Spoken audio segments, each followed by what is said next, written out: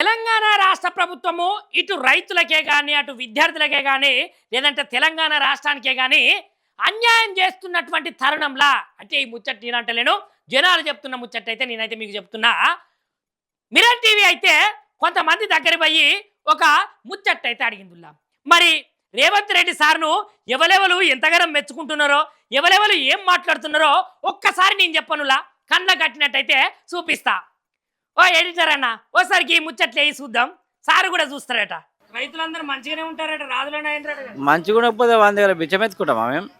వాడు వేసిన పైసలకు ఆశపడతామా? వాడు సోడిగాడు. కేసీఆర్ టైంకి వేసిండు రైతు బంధు, వీడు వేస్తలేడు. వీడు ఉండి లాభం లేదు. వీడు రేవంత్ రెడ్డి గారు దొంగ మాటలు చెప్పి వీడు ముఖ్యమంత్రి అయ్యిండు. వాడు మొత్తం లంగ మాటలు చెప్పి దొంగ మాటలు చెప్పి ముఖ్యమంత్రి అయ్యిండు.